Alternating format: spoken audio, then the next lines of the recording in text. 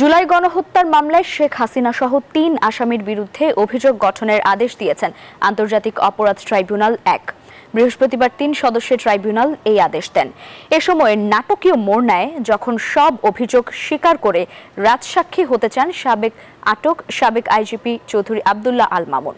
৩ August উপস্থাপন হবে opening statement, ৪ August হবে সাক্ষ্য গ্রহণ। আর এর মধ্য দিয়ে জুলাই গণহত্যার প্রথম কোনো মামলার আনুষ্ঠানিক বিচার শুরু হলো।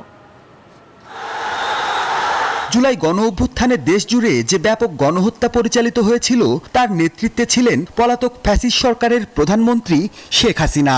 ক্ষমতার শীর্ষে থেকে তার নির্দেশনায় নৃশংসতার বলি ১৪০০ প্রাণ আর আহত ২০,০০০-এরও বেশি মানুষ।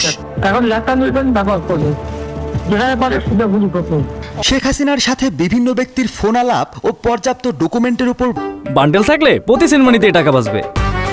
বিকাশ সেনমানি বান্ডেল কিনে জিতুন প্রতি লেনদেনে ভিত্তি করে গত ১ জুন ৩ জনের বিরুদ্ধে ৫টি অভিযোগ আমলে নেন ট্রাইব্যুনাল। পরে অভিযোগ গঠনের শুনানি করে প্রসিকিউশন ও আসামি পক্ষ। সেই মামলায় হাসিনা সহ ৩ আসামির বিরুদ্ধে বৃহস্পতিবার আনুষ্ঠানিক অভিযোগ গঠনের আদেশ দিলেন ট্রাইব্যুনাল। নানান ধরনের মানবতা বিরোধী অপরাধ সংগঠন করার দায়ে তাদের বিরুদ্ধে সুপিরিয়র কমান্ড রেসপন্সিবিলিটির আওতায় অভিযোগ গঠন করা হয়েছে।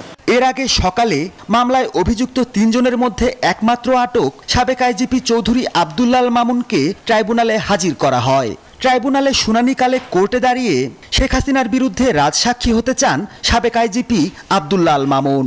পরে আদালত তার আবেদন মঞ্জুর করেন। এই অপরাধের সমস্ত কিছু যেহেতু তার জানবার কথা, তিনি সমস্ত তথ্য আদালতকে উদ্ঘাটনের ব্যাপারে সহায়তার মাধ্যমে তিনি অ্যাপ্রুভার হতে চেয়েছেন এবং সেই প্রার্থনাও আদালত মঞ্জুর করেছেন।